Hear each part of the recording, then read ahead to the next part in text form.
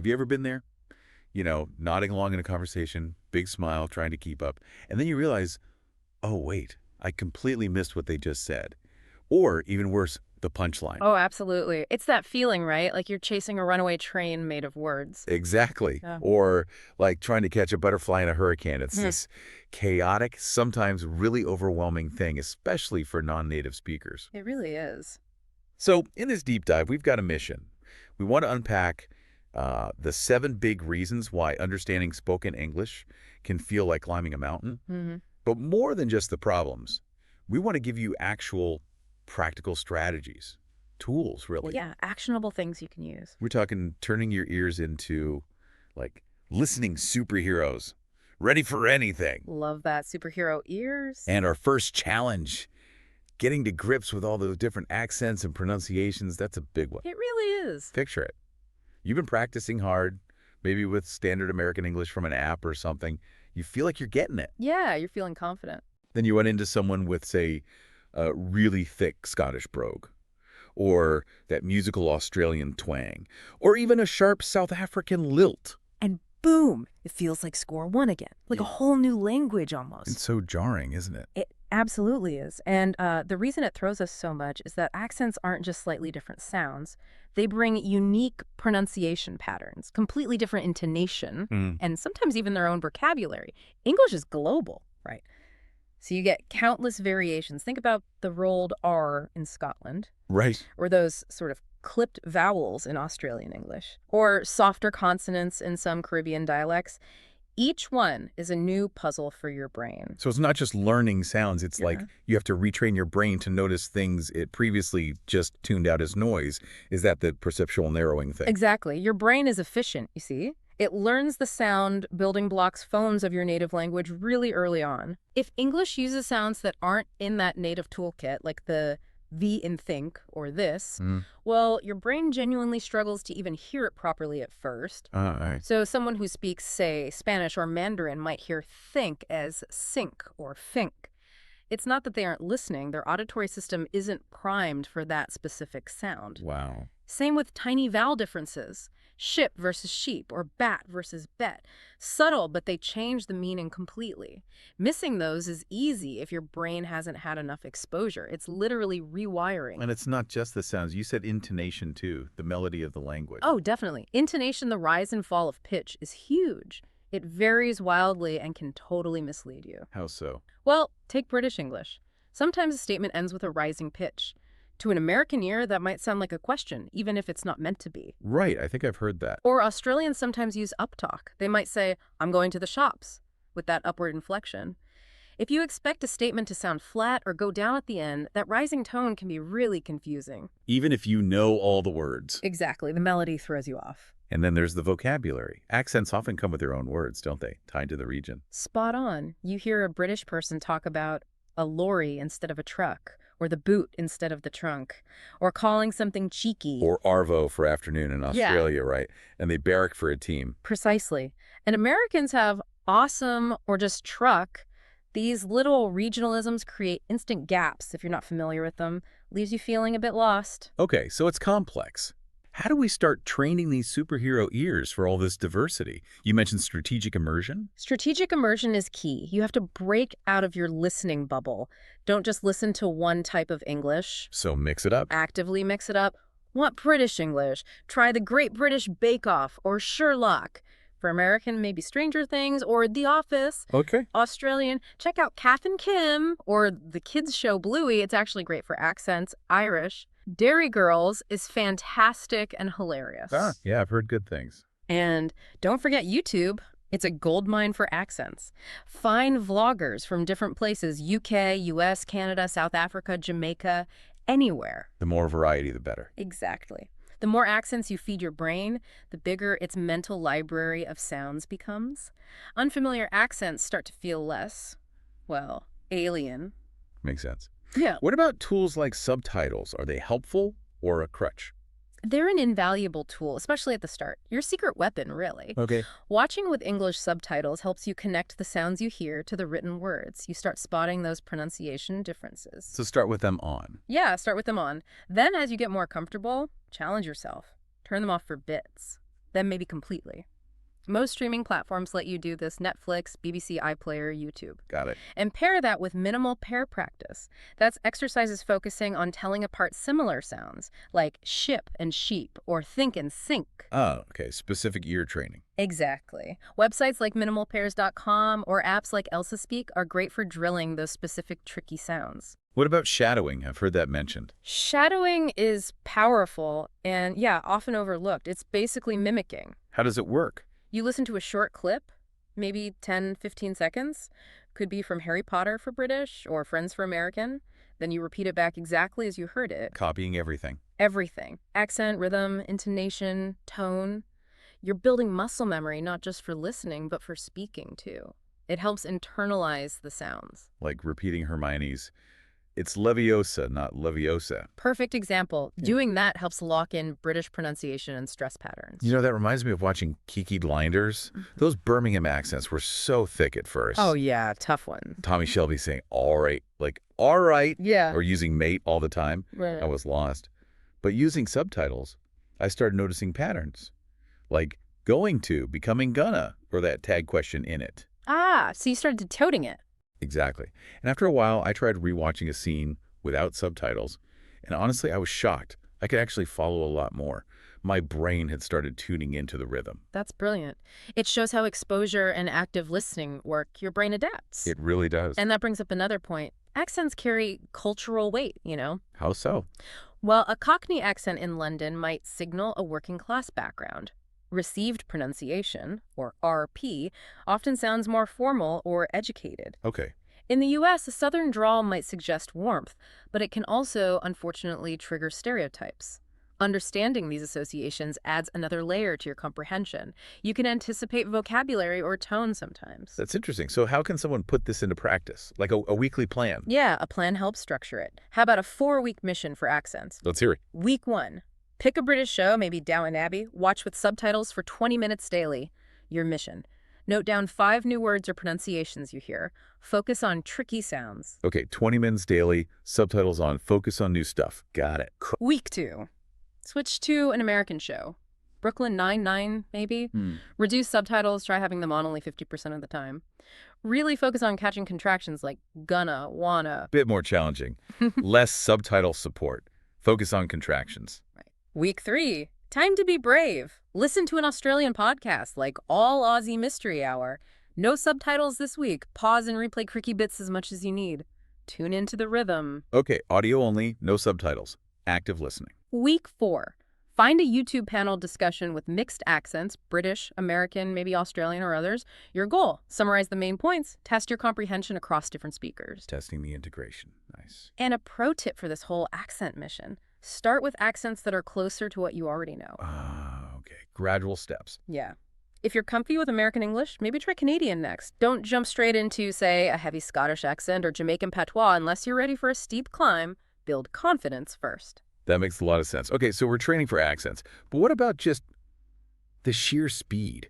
Native speakers talk so fast. Ah, yes, the lightning speech challenge. It feels like phrases just blur together. I'm gonna go, comes one sound. What you doing is just a noise sometimes. That's connected speech in action. Words blend for efficiency. And those little function words and to of, they often get reduced to weak forms. Like the N in rock and roll. Exactly. Or the T sound in gonna, they almost disappear. Add background noise or missing context, and yeah, your brain is working overtime. It expects clear words, but gets this stream of sound. Precisely. It's trying to segment that stream based on your native language rules, which often don't match English connected speech patterns. What you enjoyed genuinely becomes whatcha. Wow. Throw in cafe noise or street sounds, and your brain has to filter and decode simultaneously. And if you don't know the topic, you can't predict words, making it even harder. So how do we tackle this? How do we slow down the runaway train? You start slow yourself. Use materials designed for learners first. ESL, Pod, BBC's 6-Minute English, they use clearer, slightly slower speech. Good starting point. Then gradually increase the speed. Use tools like VLC Media Player or Audacity. You can play things at 0.8x speed, then 0.9x, then normal. Okay, controllable speed. And actively study common reductions. Gonna, wanna, shoulda, kinda. YouTube channels like English with Lucy or Rachel's English are brilliant for explaining these. Learn the patterns. Yes. And try dictation. Listen to a very short clip, 5-10 seconds. Write down exactly what you hear, then compare it to the transcript. Ooh, that sounds tough but useful. It really is. Apps like LingQ or Audible with transcripts are great for this. Okay. And remember, you don't always need every single word. Focus on the gist, the main idea. If someone says, I'm going to grab coffee, you get the meaning right. Yeah, true. Don't sweat the small stuff, too. Exactly. Pause the audio sometimes and just summarize what you understood so far. And for real-time practice, language exchanges, tandem is great. Ask your partner to speak naturally. Maybe even record the chat with permission to analyze later. That recording idea is interesting, like spotting the reductions after the fact. The friend's example is perfect. Ross saying, we were on a break. It really can sound like we're on a break. Exactly. But if you see it with subtitles, you see, we're on awe. Then if you try saying it yourself, mimicking Ross, you start to hear how it links together. Then eventually, you catch it without the subs. That's the process. Your brain learns to parse that connected speech. And it feels so good when it clicks. It really does. And it's interesting that fast speech often signals social context, too. Using gonna in American English usually means things are informal, relaxed. Oh, okay. British speakers might drop the G in going, saying going again to sound more casual. Recognizing these cues helps you anticipate the speech style. Another layer of understanding. Okay, training mission time for speed. You bet. 4 weeks to faster listening. Wait on me. Week 1, listen to ESL Pod, 15 minutes daily, your specific task, actively listen for and note down 3 reductions you hear, like gonna or wanna. 15 minutes daily. Slow audio. Find reductions. Check. Week 2, watch a fast-talking show like The Big Bang Theory with subtitles. Pause every 5 minutes. Repeat a challenging sentence out loud, mimicking the speed and rhythm. Okay, faster show, subtitles on, mimicry practice. Got it. Week 3, find a YouTube travel vlog. Watch without subtitles. After watching a chunk, pause and summarize the main points. Test your gist comprehension with natural fast speech. No subtitles, real-world speed, focus on gist. Week 4, hop on a tandem language exchange. Ask your partner if you can record. Always ask. Listen back later and analyze the reductions you heard in a real conversation. Real conversation practice and analysis. Excellent. And the pro tip for mastering speed? Dictation. Seriously, it forces intense focus on sounds. Write down exactly what you hear. Exactly. Short clips from shows, podcasts, compare with the transcript. It trains your ear like nothing else for catching those fast bits. Okay, dictation is the secret weapon here. Got it. So accent, speed. What about when you hear all the words, but they just don't make sense together? Idioms. Ah, the secret codes of English. Totally. Yeah. Someone says, it's raining cats and dogs, and you're thinking, actual pets. Mm-hmm. Or spill the tea. You're looking for a mug. Happens all the time. And even simple words. Run can mean running a race, running a company, running out of milk. If the context isn't clear, these vocabulary gaps are just confusing. You're spot on. And it raises that question, why is vocabulary so tricky in listening? Well, first, limited exposure is a big part. If you haven't encountered a word or idiom much, your brain just doesn't retrieve it quickly. Makes sense. Then you have phrasal verbs. Turn up, meaning arrive, look after, meaning care for. They aren't literal. They demand context. Right. Figure out. Get along. Exactly. And idioms like spill the tea often rely on cultural references. That one comes from American drag culture, making it even harder if you're outside that context. So hitting an unknown phrase can just derail you. It causes cognitive overwhelm. Your brain gets stuck trying to figure out the weird phrase, and you miss everything that comes next. Okay, so how do we build up this vocabulary armor? What's the strategy? It needs a multi-pronged attack. First, build topic-specific vocabulary actively. Interested in business. Learn pitch, ROI, stakeholder. Travel. Learn layover, jet lag, boarding pass. Use flashcards, apps. Absolutely. Quizlet, Anki, especially ones with audio, are fantastic. Second, learn idioms in context. Don't just memorize lists. Websites like usingenglish.com or theidioms.com explain them with examples like kick the bucket. Okay, context is key for idioms. Third, watch shows known for natural dialogue like Friends or The Office. Note down phrases you don't get, then look them up, see how they're used. Good idea. Fourth, practice guessing from context. Use the tone, the situation, the words around the unknown bit to make an educated guess. Fifth, keep a vocabulary journal. New word, pronunciation, example sentence. Active learning. And finally, talk. Use platforms like Tandem. When you hear something weird, ask, what does it mean? People are usually happy to explain. That asking part is important. Don't just nod along. Definitely not. I remember hearing a business podcast where the host said, okay, let's cut to the chase. And for a split second, my brain actually pictured a car chase. Huh. I can see that. But the context, the rest of the sentence, made me realize it meant get to the point. Looked it up later, confirmed it. Now when I hear it, bam, instant recognition. That's the aha moment. That's the goal. Yeah. And it's fascinating how idioms reflect history or culture. Raining cats and dogs might, bizarrely, relate to poor drainage in 17th century England carrying debris, maybe even dead animals, down streets and floods. Grim but memorable. Oh, right. Whereas spill the tea is totally modern slang. Knowing the background can sometimes help it stick. Definitely more memorable than a flashcard sometimes. All right, vocabulary boot camp. 4-week plan. Let's do it. Week 1, watch Friends. Mission. Mm-hmm. Note 5 idioms per episode. Things like hang out, catch up, freak out. Write your own example sentences using them. 5 idioms per episode. Make them your own. Got it. Week 2, use Quizlet or Anki. Focus on 20 words for a specific topic you care about, cooking, tech, sports, whatever. Practice with the audio function to nail the pronunciation. 20 topic words. Use audio. Check. Week 3, listen to a podcast like All Ears English that teaches phrases. Choose 3 new phrases you learned, your mission.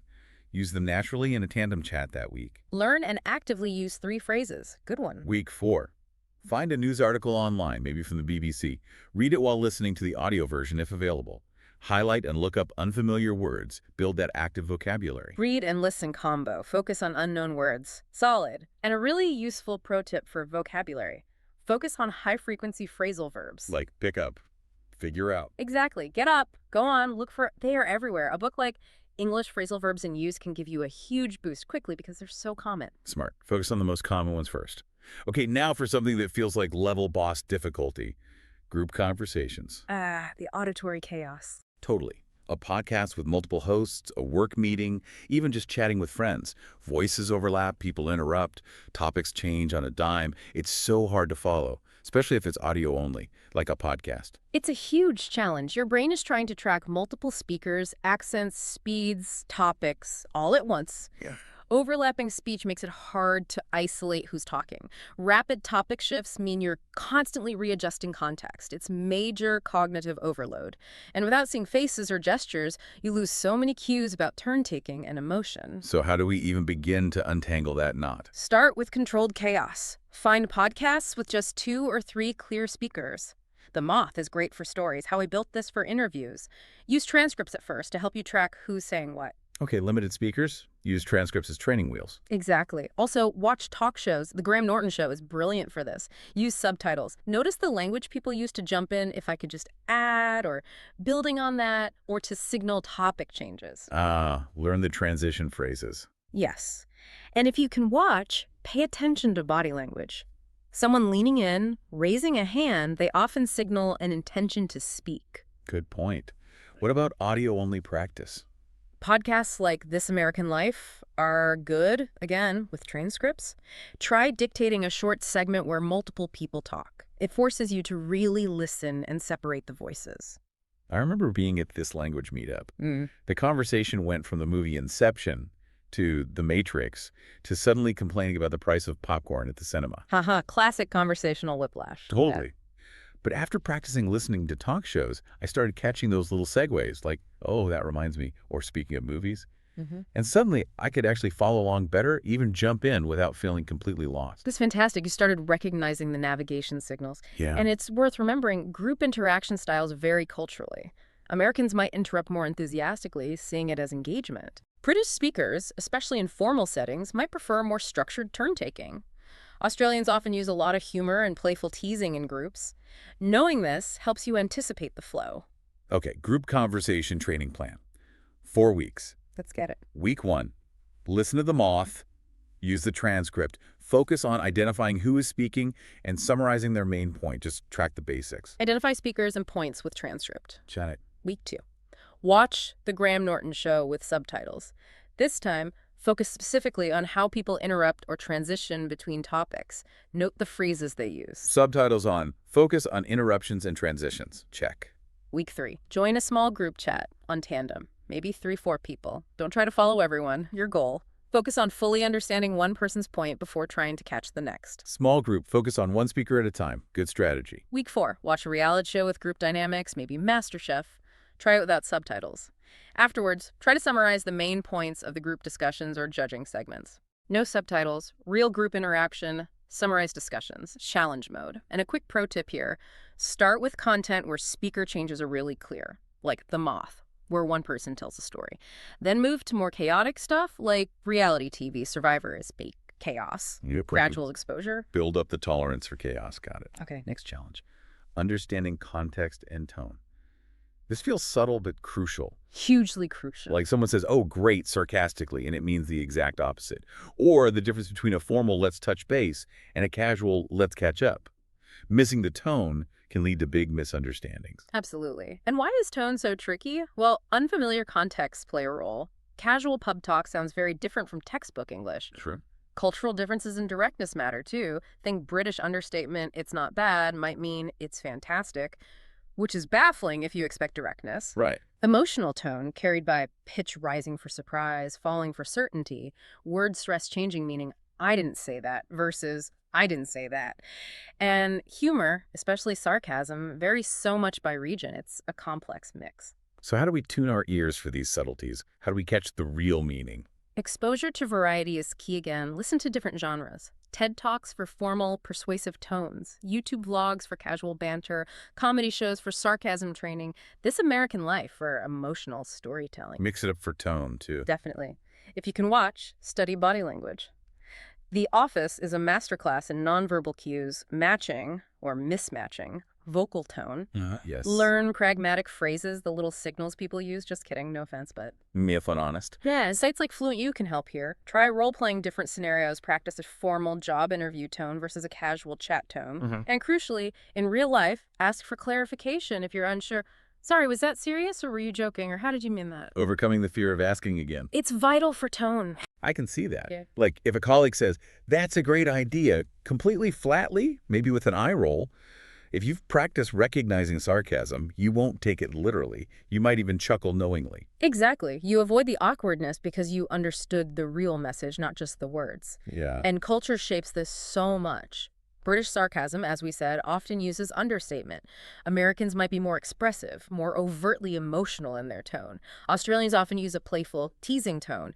Recognizing these tendencies helps you decode faster. Okay, final practice plan incoming. 4 weeks for tone mastery. Let's nail this. Week 1. Watch a stand-up comedian known for sarcasm, like John Mulaney or Stuart Lee. Your mission. Yeah. Identify and maybe even try mimicking 3 specific sarcastic moments or deliveries. Comedy for sarcasm training. Note 3 moments. Got it. Week 2. Listen to an episode of This American Life or a similar storytelling podcast. Focus on the emotional journey. After each story, summarize the emotional arc based purely on the speaker's tone and delivery. Storytelling podcast, map emotional arcs via tone. Check. Week 3. Watch 1 formal TED Talk and 1 casual YouTube vlog. Actively compare and contrast the tones used. Note specific words or phrasings that signal formality versus informality. Compare formal and informal tones side by side. Smart. Week 4. In a tandem chat, make it a game. Try to guess your partner's tone when they say something ambiguous. Were you being serious there? Did that excite you? Then ask them if you were right. Active guessing and checking in real conversation. Love it. And a fun pro tip for tone. Watch sitcoms with exaggerated characters like Parks and Recreation. The over-the-top tones used for comedy make sarcasm, enthusiasm, and annoyance much easier to spot and learn. Good one. Learn from the exaggeration. Okay, we're nearing the end of the challenges. Let's talk about something universal. Distraction and overwhelm. The mental marathon of listening. Exactly. Trying to focus through a long lecture, an hour-long podcast, your mind wanders, noise creeps in, and suddenly you're lost in an auditory fog. It's like static interfering with the signal. It's incredibly common, and it happens for several reasons. Cognitive load is a big one. Your brain just gets tired processing so much information. Perfectionism can backfire too. Trying too hard to get every word leads to frustration and burnout. Then you have external distractions, phones, noise, and internal ones like daydreaming. And fundamentally, maybe a lack of listening stamina. Your focus muscle isn't trained for long durations yet. So how do we build that focus muscle? How do we stay tuned in? Gradually, like any muscle, start short, listen intently for just 2 to 5 minutes. Then slowly build up to 15, 20, 30 minutes over weeks. Start small, increase duration. Yes, and always prioritize gist over perfection. It's less taxing mentally. Minimize external distractions, headphones, quiet space if possible. Take strategic breaks every 10-15 minutes in a long session. Pause, summarize mentally, maybe stretch. Okay, breaks are important. Very. And try mindfulness. A few deep breaths before you start can help center you. Or mentally chunk the listening into 5-minute segments. Tackle one chunk at a time. Apps like Calm might help build general focus too. I remember listening to this really dense TED Talk. Climate change, lots of data. And my mind just floated off to weekend plans. Happens to us all. But I've been practicing chunking, so I paused, mentally summarized the last few minutes, took a breath, and refocused on the next chunk. And I actually managed to follow the main arguments much better than usual. That's perfect. You used a strategy to manage the cognitive load. Yeah. And interestingly, focus norms differ too. Multitasking might be common in, say, North America, but in a British context, maintaining eye contact during conversation is often seen as crucial for showing you're focused and engaged. Good cultural point. Okay, endurance training plan. 4 weeks for focus. Time to build stamina. Week 1. Listen to a 5-minute clip from BBC Learning English. Simple goal. Note the main points. If your mind wanders, gently bring it back. Just notice it. 5 minutes, note main points, practice refocusing. Check. Week 2. Listen to a 10-minute, 6-minute English podcast. They're often a bit longer. Try doing it with slight background noise, like in a quiet cafe. Practice filtering out mild distractions. 10 minutes, slight noise, practice filtering. Got it. Week 3. Take a 15-minute TED Talk. Mentally, or actually, divide it into 3 5-minute chunks. Pause after each chunk and quickly summarize its core message before starting the next. 15 minutes, chunking into 5-minute segments, summarize each. Solid. Week 4. Watch a 20-minute YouTube vlog without subtitles. Your main goal is sustained focus. Use mindfulness notice when your mind wanders and broad back, aiming to stay present for the full 20 minutes. 20 minutes, no subtitles, mindfulness for sustained focus, building up, and the ultimate focus pro tip, the Pomodoro technique. Ah, the timer method. Exactly. 25 minutes of focused listening, then a mandatory 5-minute break. It trains your brain for focused sprints and prevents burnout over longer periods. Love that. Okay, final hurdle, and it might be the biggest for some, confidence and anxiety. The psychological side, so important. That feeling when anxiety just freezes your brain. You're so scared of not understanding that you end up understanding nothing. It's a horrible loop. It really is, and it happens because of that fear of missing out, FOMO in conversations. Perfectionism plays a huge role too, feeling like any mistake is a failure. Negative past experiences, maybe being laughed at or feeling embarrassed, stick with us. High-stakes situations like job interviews obviously ramp up the pressure. All this anxiety steals cognitive resources that you need for actually listening. Yeah. So how do we break that cycle? How do we build that bulletproof confidence? First step, mindset shift. Reframe mistakes. They aren't failures, they're data points. What did you learn from that misunderstanding? Note one positive takeaway. Okay. Reframe mistakes as learning.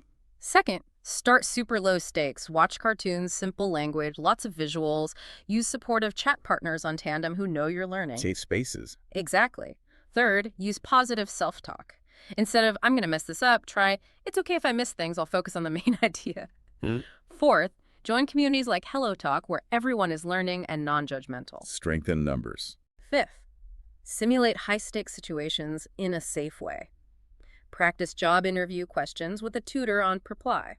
Sixth, use relaxation techniques before listening. Deep breaths, quick meditation, visualize yourself understanding successfully. Calm the nerves. And seventh, a really powerful one, record yourself summarizing what you understood from a podcast or show. Listening back gives you concrete proof of your ability. Hearing your own success. I like that. It works. I can imagine being in a coffee shop, a friend says, spill the tea. Panic flashes. But instead of freezing, you take a breath. Remember, it's okay to ask and say, sorry, what does spill the tea mean? They explain, you learn, you'd stay in the conversation. Boom. Confidence boost. That's exactly it. You navigated the anxiety, you learned, you stayed connected. That builds resilience. Yeah. And culturally, remember, asking for clarification in English-speaking context is usually seen as a good thing. It shows you're engaged and making an effort. It's not weakness. Yeah. Overcoming that mental block is huge. Right. It's okay to ask. Final training plan then. 4 weeks to confidence. The capstone mission. Week 1. Listen to the English We Speak podcast. Short episodes explaining idioms, Yeah. your mission. Each day, identify and write down one listening success you had. Maybe you understood an idiom, maybe you followed a fast speaker for a bit. Focus on the wins. Focus on daily wins, however small. Crucial. Week 2. Have a 10-minute chat on tandem. Your specific goal. Practice asking for clarification at least once. Could you say that again? What does X mean? Notice that it's okay. Practice asking for clarification in a low-stakes chat. Good one. Week 3. If you can, role-play a slightly challenging scenario, like a mock job interview question, with a tutor on reply or even a patient friend. Focus on staying calm and understanding under slight pressure. Simulate pressure in a safe space. Focus on calm. Check. Week 4. Listen to a 5-10-minute podcast segment. Then record yourself giving a 1-minute summary of the main points. Listen back to your recording, hear your own competence. Record and listen back to your own summary. Proof of progress. And the ultimate confidence pro tip, reinforcing that last point. Recording yourself summarizing is powerful. It provides tangible evidence that you can understand, silencing that inner critic that says you can't. You literally hear your progress. That's brilliant. Wow, what a deep dive.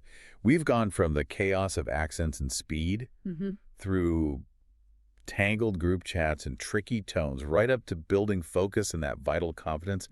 We really have tried to arm you with those superhero strategies. It's been comprehensive, and the key takeaway is that, like we said, it's a marathon, not a sprint. Total. So for the long haul, remember those key things. Keep a consistent routine, even 10-20 minutes daily. Use real-world, authentic materials. Listen for gist, not every single word. Right. Interact with native speakers when you can. Mix up your input news, comedy, drama, podcasts. And critically, stay positive. Celebrate the wins, learn from the bumps, keep going. Absolutely. So next time you're faced with that tricky accent, that super fast speaker, that confusing idiom, just pause, breathe, remember your training, focus on the gist, or confidently ask for that clarification. Trust the process, trust your ears. You've got the tools now. You really do. Soon, you won't just be following those conversations, those debates, those comedy specials. You'll be right there in them, engaging like the language superhero you are becoming.